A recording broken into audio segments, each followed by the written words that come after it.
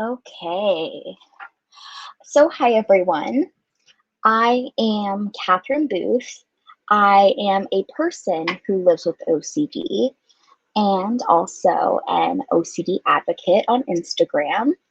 And I am so excited to be back on another Living with OCD live webinar. I've had so much fun on these in the past, and I made sure this time that my camera was connected to the live stream because that was an issue that I faced last time.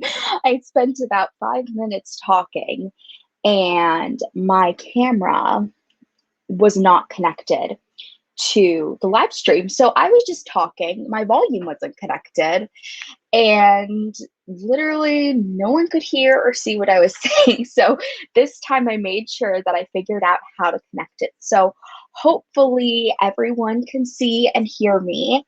But I'm so excited to be on here again. For those of you who are just coming in, my name is Kathryn Booth. I am a person who lives with OCD, an OCD advocate, and I'm also a sophomore in college. I'm from San Francisco, California. I'm 19 years old, and I am currently studying psychology with a double concentration in clinical counseling and child adolescent development. So I'm really hoping to one day kind of take my experiences and obviously a lot of education and training and practice to get to the point where I can also become an OCD therapist and help people who have struggled like I have. A majority of my advocacy work I do on Instagram. So I will insert the link to my Instagram account if you would like to check it out. It's called The Road to Recovery from OCD. And on that account, I share my own personal journey in recovery, just really working to destigmatize OCD and share my own experiences with the hope of helping others and giving others hope that things will get better in recovery, because they definitely do, and it takes a long time, but I just hope to provide that encouragement. Okay, so I just posted the link. Okay, let's see. So we are getting some really good questions. So I should probably get started answering these because I want to make sure I can answer your questions to the best of my ability. And just one more disclaimer before I begin.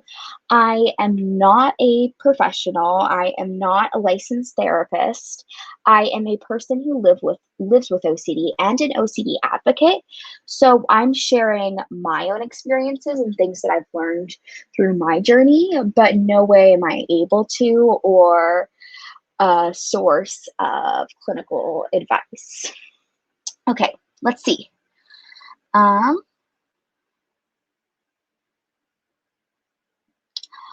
Okay, this is a really great question from Anna.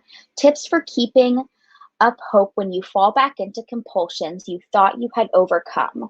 So I think this is a really common struggle. And I know I've experienced this many, many times with OCD because as all of us know, OCD is something that we will have to live with through our entire lives. But the good thing is we can do exposures and we can do treatment and ERP in particular, exposure and response prevention. And the more effort and time that you put into your treatment, the bigger an impact you'll see on it reducing your OCD symptoms and allowing you to live your most fulfilling life despite living with such a debilitating disorder. And I think one thing to know with OCD is that, like, in recovery, your progress is not going to be linear. I think this was something that was really difficult for me to understand in my OCD recovery journey, because for so much of it, whenever I hit a roadblock where my compulsions would all of a sudden spike up out of nowhere, my obsessions would be pretty um, debilitating, and same with my intrusive thoughts. And it's really discouraging when that happens, because when you make so much progress and you get to a point where you start experiencing some of your older symptoms that you thought that you had eliminated and kind of put in the past, I think it can be really difficult.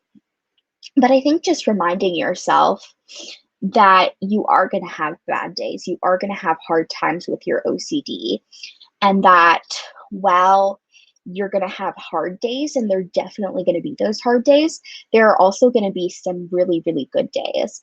And I think just knowing that OCD, your progress, and just its level of interference in your life is going to fluctuate.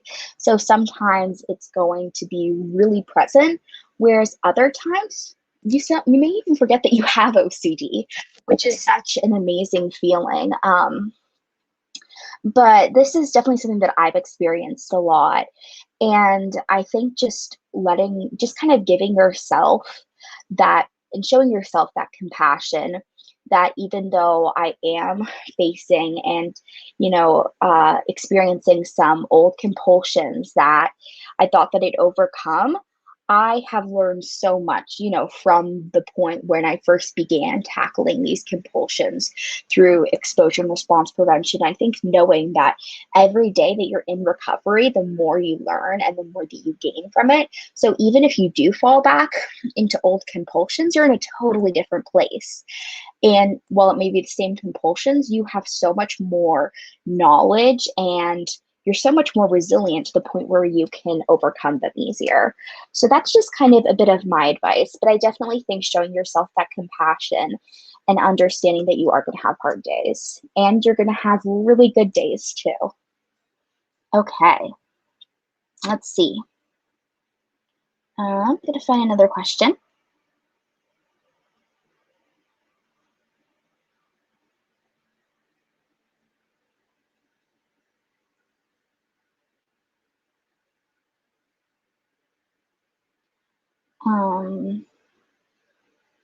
Let's see. These are some really good questions.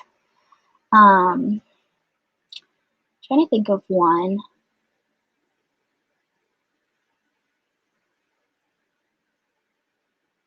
Okay, this one's really good. What can you do with the fear of manifestation with your OCD? Like being scared your intrusive thoughts will manifest if you peer closer into them. Okay, this is a good question. I think there's like such a, big fear that thinking a thought will automatically make something true. But it's something that you kind of have to teach your OCD is you're really not that powerful. Even though you may be experiencing these really scary, intrusive thoughts, just knowing that your thoughts aren't reality. And I think just kind of knowing that as a factual piece of information is really helpful. And I think it's also important to distinguish just like what's reassurance versus what's not. Because I know that I struggle a lot with reassurance seeking. And that's like one of my main compulsions where I will either like consult my parents or my family or my friends and be like, asking reassurance.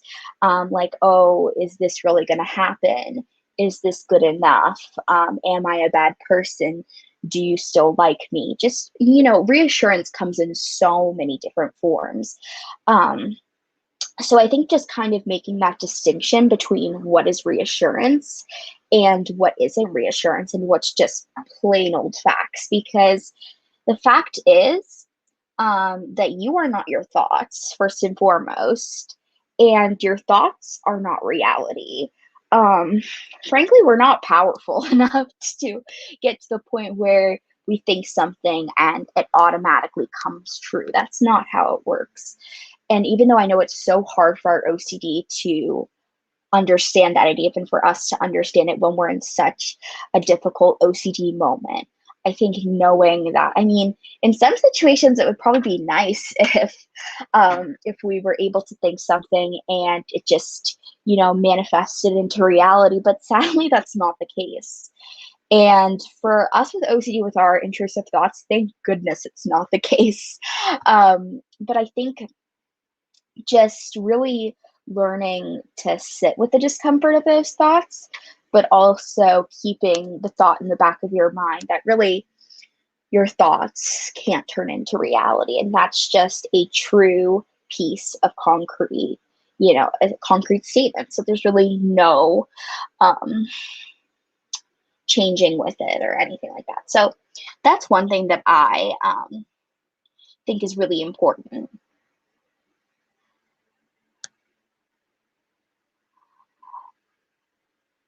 Okay, this is one that I can really relate to.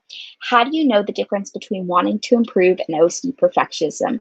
How do you know if it's personal growth or OCD? This is such a good question and something that I feel like I can answer pretty well, because my main OCD theme is perfectionism OCD. And I think it's really hard to kind of distinguish what's me as an individual versus what's, the desires of OCD. So I think kind of drawing that line for myself has been so important, since my perfectionism OCD mainly surrounds my schoolwork and my school performance and academic achievements. Um, so in a lot of situations, I'll have to make the distinction: what is conscientious versus what's obsessive. Because OCD is the obsessive, and just me as an individual, apart from my OCD, I can be a conscientious individual. So I think also for me, it's kind of looking and seeing what other people are doing to an extent and what's kind of the norm, because I think that it can be really difficult to make that distinction, especially when OCD kind of can make us believe that it's us and that it's not something that we're experiencing. It makes us believe that we want these certain things or that we're driven to act a certain way. Um, but I think just kind of knowing the nature of OCD, and that knowing that OCD is going to cause you distress, it's going to cause you discomfort, and it's going to make you pretty anxious. So if the idea of not growing as an individual or experiencing that personal growth or improvement is making you anxious and you feel driven to do so, and kind of if you don't do it, then something bad will happen, I would say it's definitely OCD. Um, but if it's in the sense that you just want to improve as an individual, but you feel that it's something for yourself and not necessarily something that you're compulsively driven to do, I think that's something that is kind of an important distinction to make, and can make the process of understanding the difference a little bit easier. But I definitely think that's something that I struggle with a lot. But the main thing that I keep, as, kind of just a mantra in a sense, for myself, is conscientious versus obsessive. And that was actually something one of my therapists came up with a while ago, when actually probably like 3 years ago, she came up with it. And it was really helpful. And it's something that I still use today, like especially like within the classroom when I'm doing work or working on homework, or just trying to, because I still want to be a good student. I still want to perform well, but I also don't want to give into OCD. So it's definitely a really tricky balance, but over time it does become easier. Okay.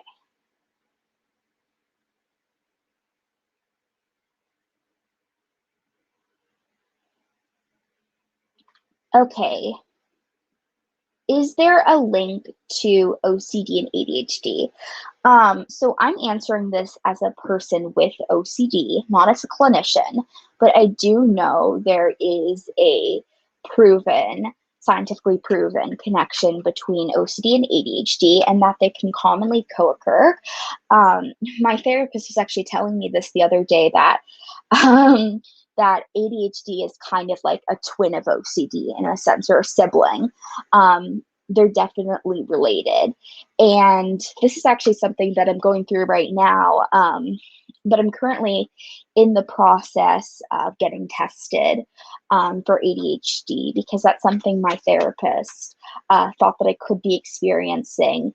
And ADHD can obviously look really different, but than OCD, but there are some connections between the two.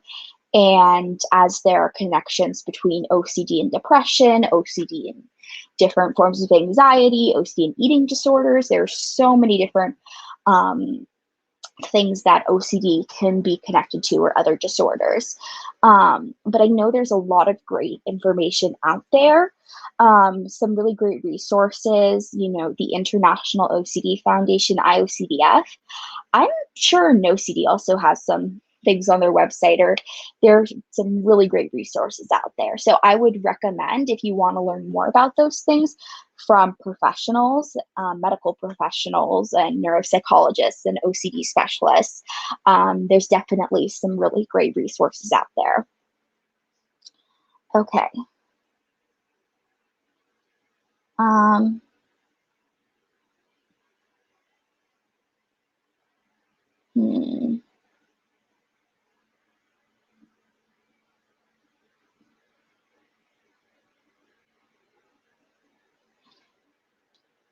Okay. Trying to find there's so many great questions, and I just am trying to find the ones that can most apply to everyone. Oh, actually, this is a great one. What OCD types do you have, if you don't mind me asking? So I am always happy to talk about my OCD experiences, because I know that it can be really helpful to hear someone else's experiences with OCD and how they've also had the ability to overcome it.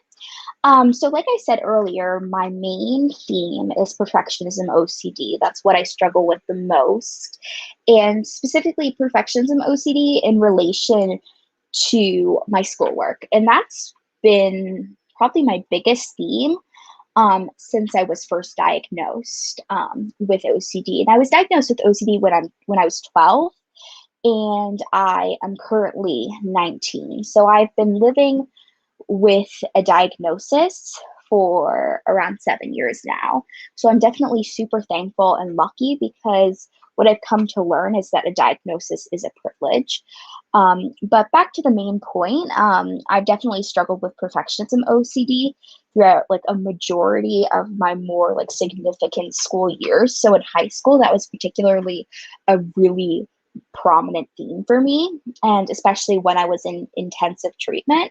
One of the biggest exposures was like not being at school, not being able to stay on top of all my work. And a lot of like my OCD makes me believe that if I'm not a perfect student, then I'm not a worthy person. So a lot of my OCD fears are tied to like my own self-worth, and also like perceptions of others. So that's one thing that I really experience with my OCD and perfectionism. I also do struggle with other themes as well. I've struggled a lot with really significant intrusive thoughts. Definitely a lot of mental compulsions, rumination. I struggle, like one of my main perfectionism compulsions are rereading, rewriting, checking. So a lot of like ones that are pretty typical for OCD. I also struggle a lot with relationship OCD, but more in the context of like my friends. And I have this really big fear that my friends secretly hate me, which is really challenging for me. And that's one that I struggle with a lot, and just people not liking me.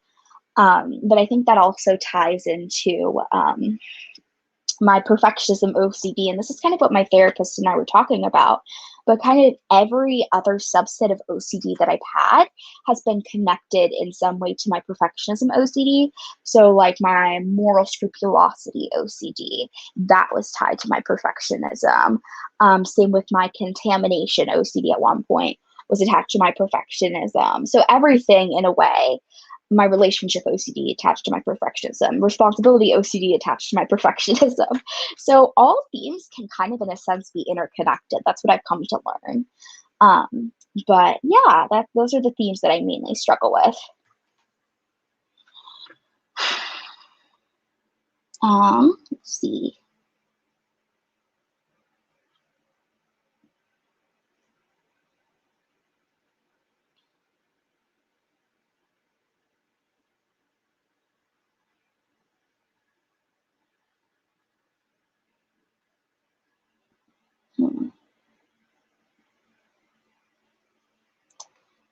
These are some really good questions.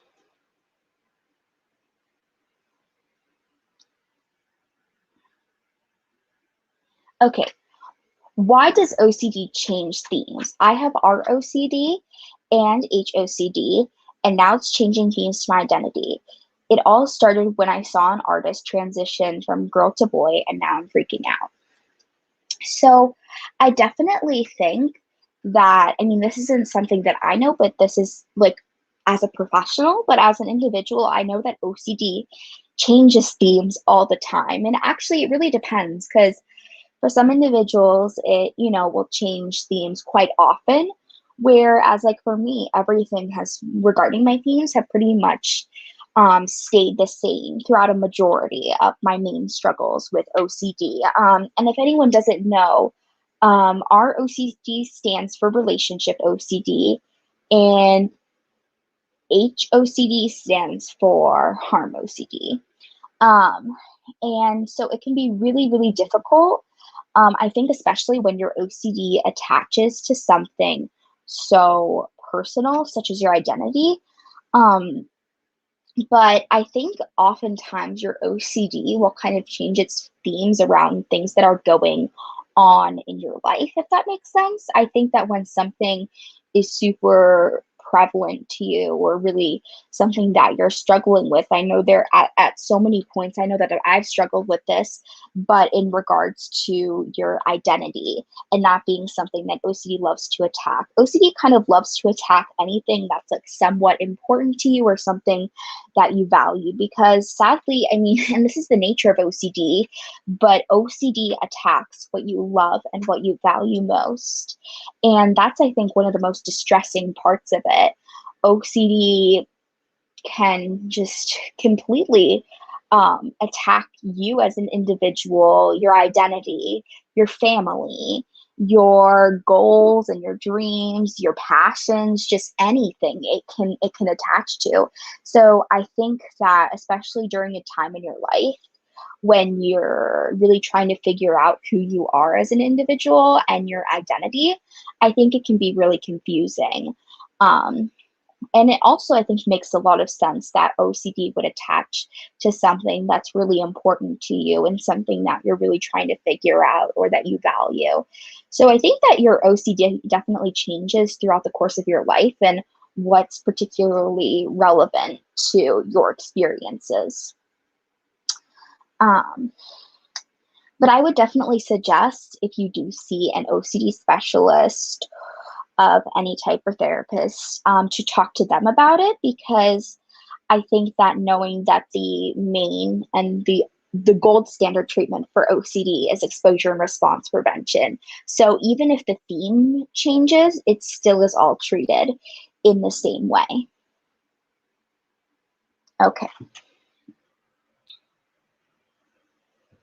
What is an OCD relapse? So I think that this is actually something interesting that my therapist and I earlier this week we were talking about, because I think it's important to know that relapse is inevitable. It's something that can't be avoided. But relapse also is, on a scale, it's on a spectrum. One relapse that you may have may not necessarily look exactly the same as another relapse that you may have. So for me, I have gone through really significant relapses in my recovery where I had to return back to intensive treatment, enter into a partial hospitalization program, an intensive outpatient program. But I've also had relapses where my OCD will maybe flare up for a couple weeks or even a week or so, just really intensely. And it can feel super discouraging. So I think it's kind of recognizing that relapses are going to happen. And I think that real OCD relapses are more so just times when your OCD is really difficult and some things when you thought that you really overcame in your OCD recovery journey start to come back, and that can be super discouraging. And OCD relapses can also be really scary. And I know that I've had the tendency when I've experienced an OCD relapse to beat myself up and just be really hard on myself, in the sense that I'll be like, oh, why did I not work hard enough at my exposures? I'm a terrible person, that I am, my old themes are coming back. I'm not committed enough or dedicated enough to my recovery. But like I said before, just showing yourself so much compassion in these situations, and knowing that you are a warrior for fighting OCD on the daily. Like, not many people, I mean, the OCD community can 1000% say that you are a warrior for fighting, that they fight their brains and a battle with their brain every single day. Like, not many people can say that they have to go up against their own mind on the daily. But the fact that we keep on pushing through, and we are doing our treatments, that we're committed to our recovery, and that we are just all around warriors, I think is something that we need to remember, and is something that I really tried to remind myself, especially on the days that are especially hard, that I'm doing a really great job and showing myself that love and compassion. So when I am having a really bad OCD day, not just being super hard on myself, but showing myself some extra love. So whether that means giving myself some more time to relax, giving myself a special treat, all these sorts of things. So I think just giving yourself the love that you do deserve in these hard times too. Let's see.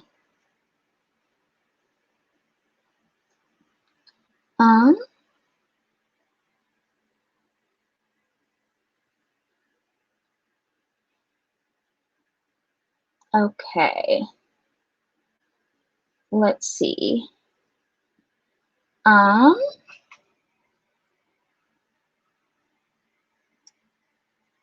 Okay. What relaxing or distracting activities do you do during periods of heightened compulsions? So I think one important thing to remember is that when we're in OCD recovery, we don't necessarily want to distract ourselves as a form of avoidance, if that makes sense. We do want to be able to sit with the discomfort, but I think, like, in relation to when we're having a really hard time with your OCD, is kind of finding things that bring you joy in these situations, and things that make you feel a little bit better. So for me, some of those things are, I have some of, like, my favorite comfort shows. I'll watch some of those. I'll spend time with my family or my friends. I love going on, like, long walks, and especially when I'm at school, because right now I'm in my dorm at school, and I think I love just putting on my earbuds and walking around and listening to music, and just letting myself just kind of be, and just give myself that break that I need, especially when we have such busy lives. I think just doing something that really brings you joy, or brings you just any type of just comfort, or just a tiny bit of relaxation, just puts you in that calmer state of mind, I think is really important. Let's see.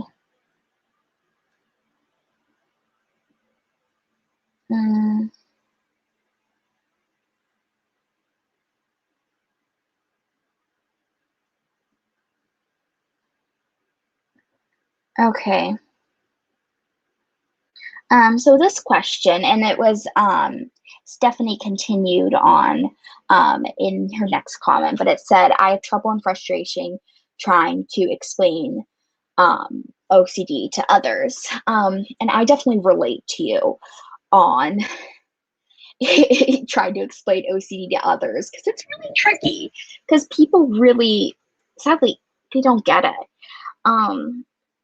And I think, like, my whole philosophy is that if people knew how debilitating OCD was, they really wouldn't joke about it. I think people make these jokes about OCD and use it as an adjective and as something, that's synonymous with being neat or clean or organized or just super particular, because that's kind of all they've been taught. That's all that they know.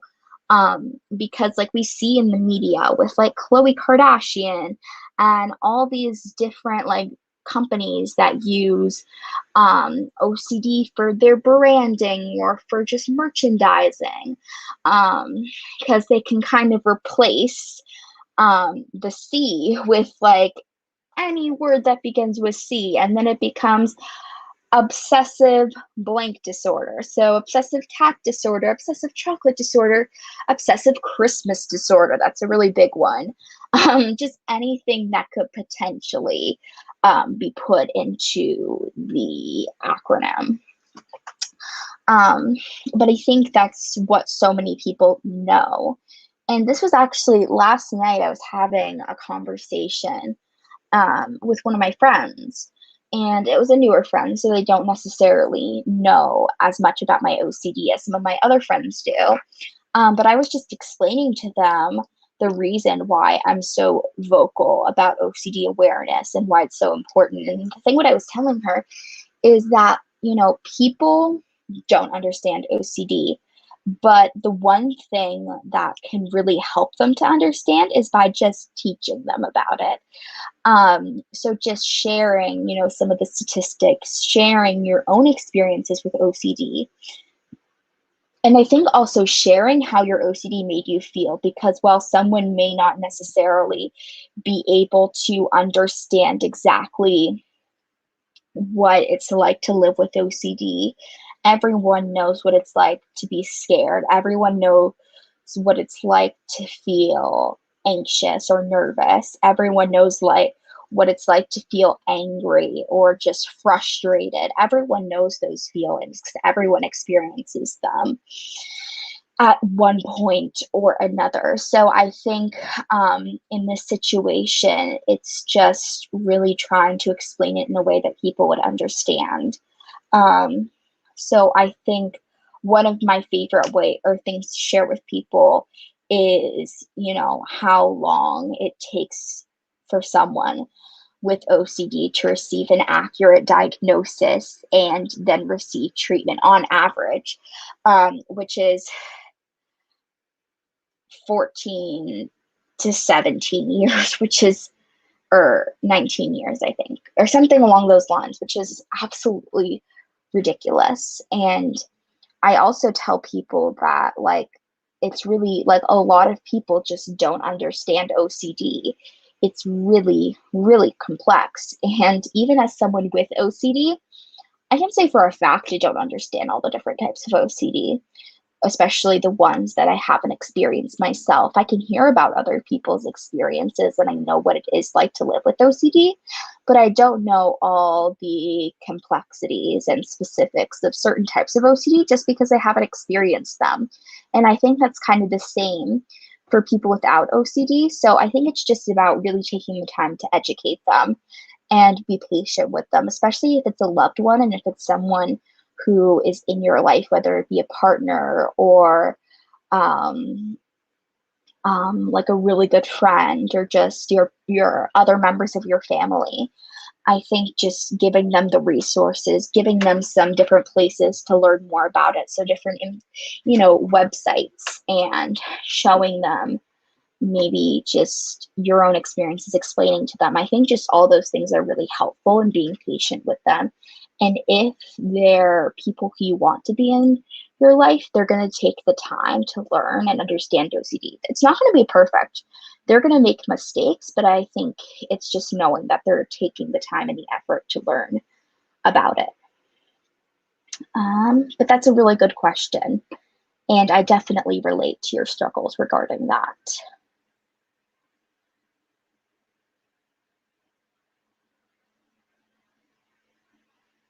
And let's see.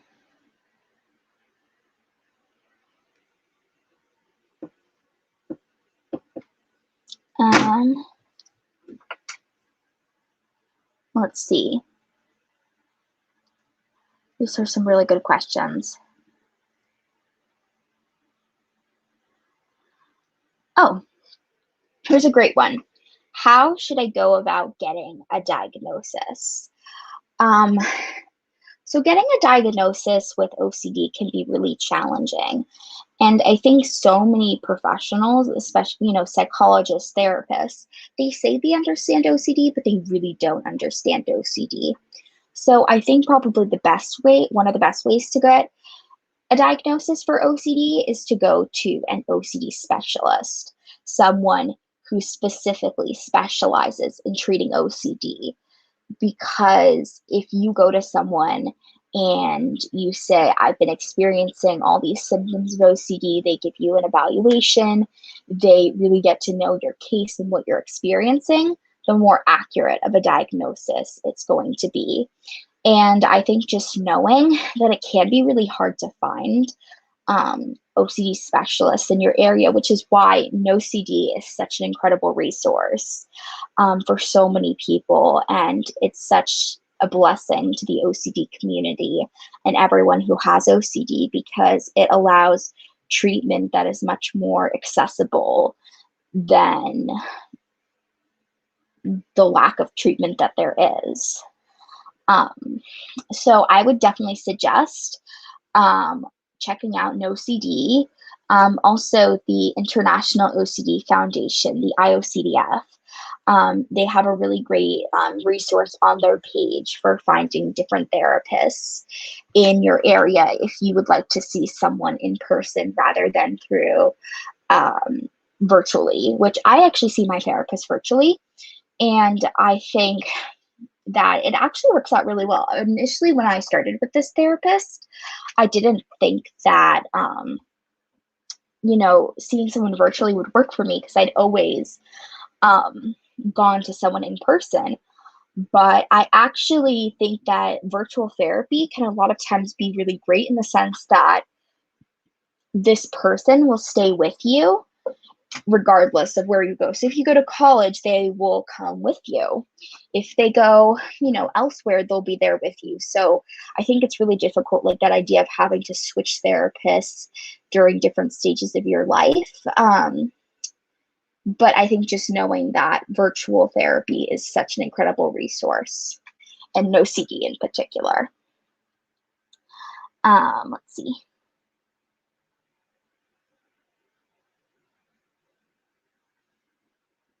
Okay. How do you manage OCD on your own? I found out about my OCD after a really bad flare up a while ago, but I'm stuck in quarantine and I can't convince my parents to let me see a professional. So I just really wanted to say that I am sending so much love and strength your way. That sounds so challenging. And I know how difficult it can be living with OCD. And I think one of the best ways to approach the situation is really taking advantage of all the resources out there. Because in my time as an OCD advocate, I've definitely seen the resources expand tremendously.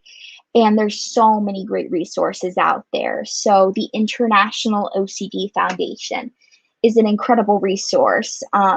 Keep attending NoCD live streams, because there are so many different individuals, whether they be professionals, people with OCD, or just so many amazing people come on these live streams, and I would recommend keep watching them. There are so many great books out there too. And I know the International OCD Foundation, which I keep on mentioning because it's such an amazing resource. I know that they do have a list of different OCD books that they recommend. There are so many great OCD workbooks. One thing that I, in particular, have found so wonderful and amazing has been the OCD community on Instagram. So there are so many incredible advocates and even licensed therapists who have Instagram platforms, and they share their own experiences, and the information that they provide for free is absolutely incredible. Obviously, it doesn't replace therapy or treatment, but it's such a great resource. I think just hearing other people's stories can help you feel so much less alone with your OCD, because living with OCD can be so isolating. but knowing that there are other people who experience the same thing. And I think that it's such like an amazing thing just to know that while you're having a really hard time, there are people who are also experiencing the same thing, and there's comfort in that. And I think it's also one of the biggest things for me has been seeing different people with OCD at all different stages in their lives.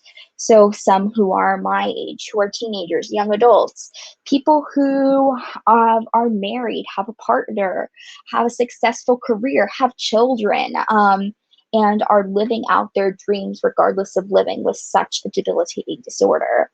I think that has definitely really helped me see that, especially on the days where OCD can feel so limiting, that OCD doesn't need to stop you from living your best life. It really shouldn't stop you from living your best life.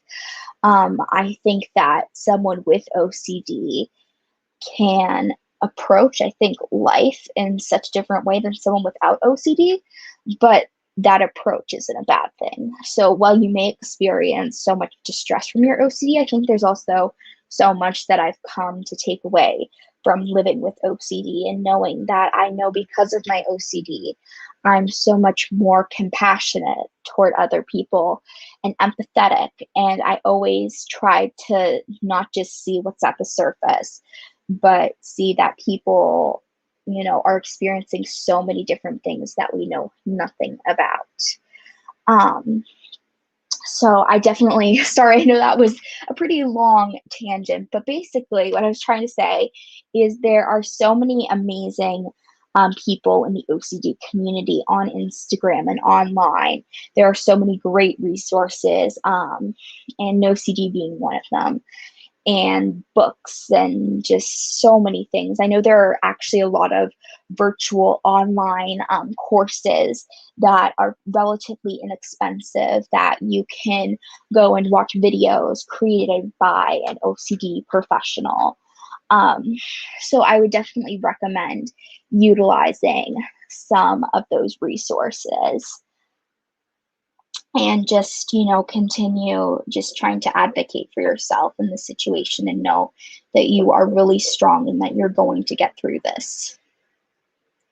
Okay, I'm trying to see what else, but I think I might start wrapping up, but I just really wanted to share with everyone who's out there listening and living with OCD, is that OCD does not have to stop you from doing anything. I think when I was at my worst with OCD, I did not think I would get to this point. I did not think I would be in college. I did not think I would be able to have a future. I kind of felt confined to my bed, to my house, and didn't really think I'd be able to do anything because I was just so debilitated by it. But I think really knowing that OCD doesn't have to stop you, and that there are resources out there. Treatment is effective. ERP, exposure and response prevention, really, really, really works. And I'm saying that as someone who has gone through ERP successfully, who continues to practice ERP on a regular basis, that it really, really works, and that it is so, so helpful.